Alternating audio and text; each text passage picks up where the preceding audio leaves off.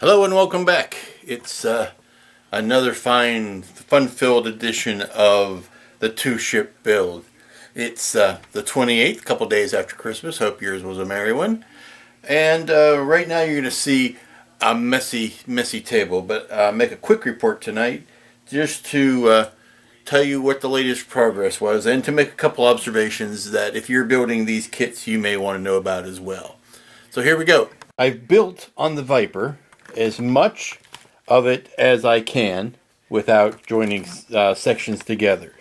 Got the, like I said, I've got the landing gear together. I've got the wings together. I've got this sub-assembly put together, and then I put a coat of the Duplicolor primer filler on it, which is the thing I use for every blessed model. I swear by it. I won't build a model without it. And you can see the benefit of building these wings outside the rest of the body. You get nice clean seams. You can work on them and sand them and get into areas and nooks and crannies that you can't get on into if you are building it a la the instructions. But what I wanted to show you first of all, because the thing I spent the most time on was this is, let me close some of the stuff, clear some of the stuff around it so that I can get a better view. Don't mind the dust here. This is the cockpit with the Paragraphics etch on it. And I would want you to see, there we go, how lovely this is. I'm getting better at putting the brass on without any major glue bombs or runs or drips, and part of that is just, using it enough times to get used to it, and part of it is just how sweet Paul's product is to begin with. I'm going to get one good zoom right down into the heart of it here so that you can see what's going on in there. Now you see there's a bit of a gap right there between this panel and the one below it, but a little bit of filler in there will take care of that. It's not nearly as big a deal as you think it is at this point, especially once you realize how much of this is hidden inside once you put the cockpit in place. Let me put the camera down here for a second and show you that. See how much of that is actually hidden once you get in there. So now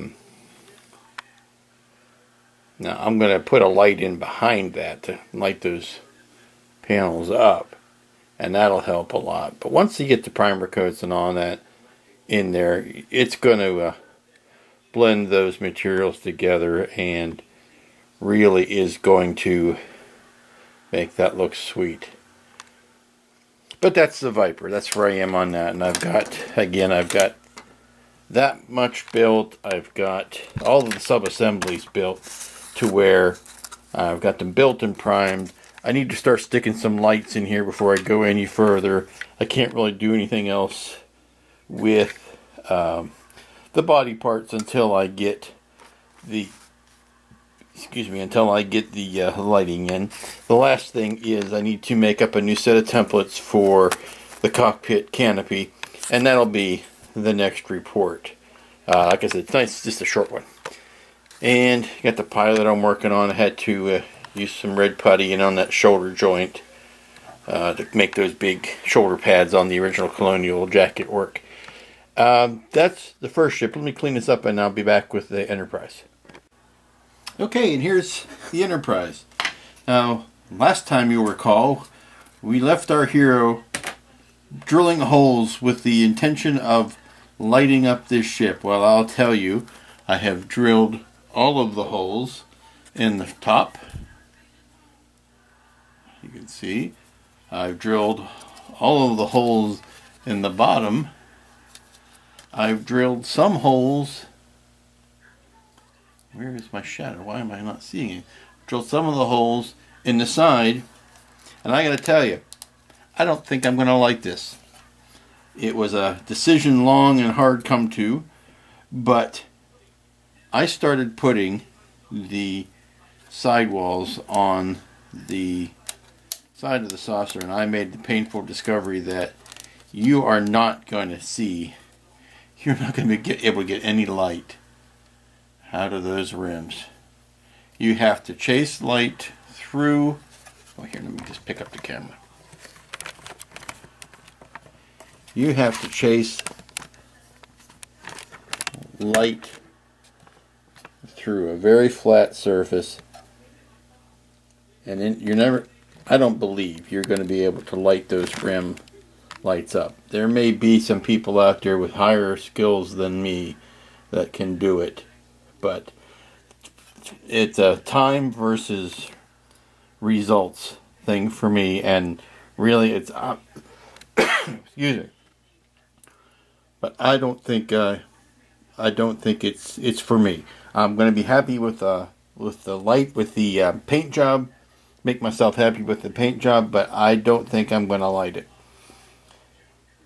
If I do, it would only be to put a light in this, one bulb in this area that would spread itself out to these holes that I've drilled, but it wouldn't go out to the saucer rim.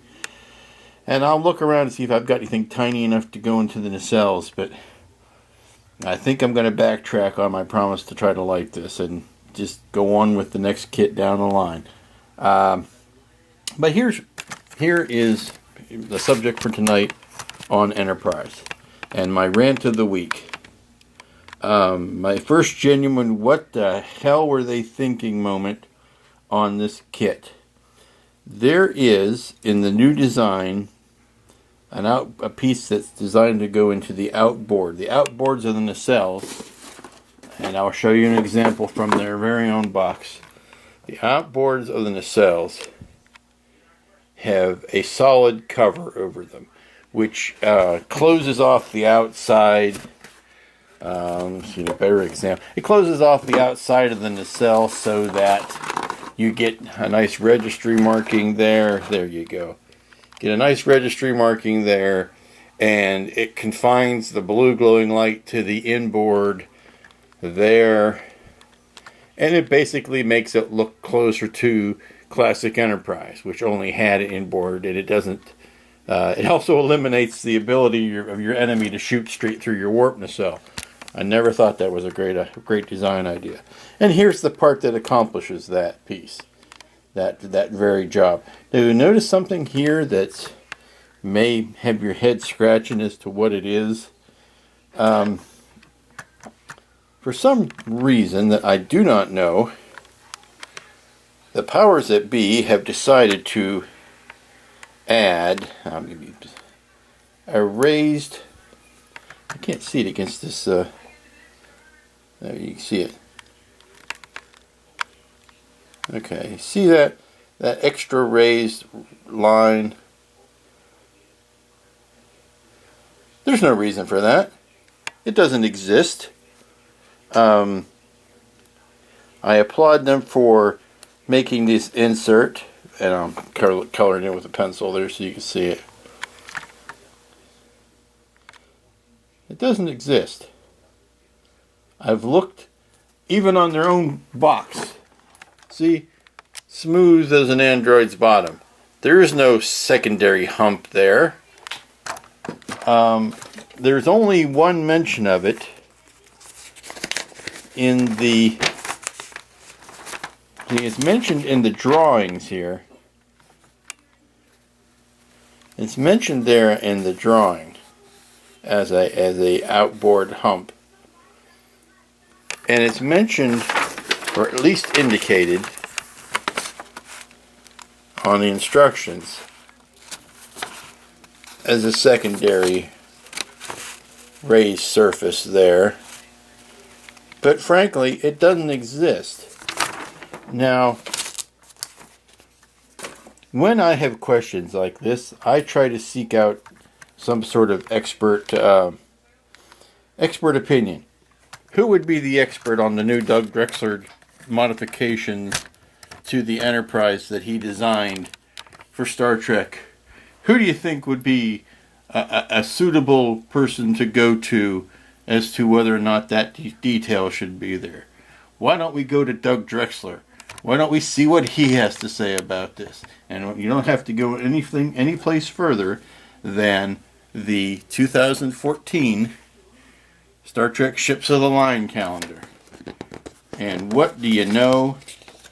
In February of next year, the calendar picture is of his redesign of the NX-01. And guess what? No hump. No hump. No lovely lady hump. It's not there. It's a piece of detail that was completely fabricated out of whole cloth for no reason. Also, what I can tell from this painting, that look, Doug Drexler has credit on. See, there's his name. Doug Drexler has credit on this illustration. And I can tell that from it, the detail that was part of the NX-01 before the refit, at least the parts that are visible, is all still here. And there's still an Aztec pattern here. There's still an Aztec pattern here. There doesn't seem to be one on the new parts. And I'm wondering if that is a design, conscious design change, that the new parts of the hull would not have Aztecing. It's also got that funky font. That's the first time I've ever seen, well, it's on the decal sheet, but to see SS Enterprise written in that weird font. Oh, it keeps blowing out the focus, I'm sorry. But having that as the answer, that only answer that I need to see, I am going to have already on one of the engines sanded down that detail, and here's what it looks like when it's done. Again, the plastic is blowing out with the lighting that I've got here. Once I get some primer on these, it'll be easier to see. But there's the front with the part sanded down. And that's my report for tonight. Like I said, simple, to the point. Well, no, not really. It was as rambling as anything else. But, quick report.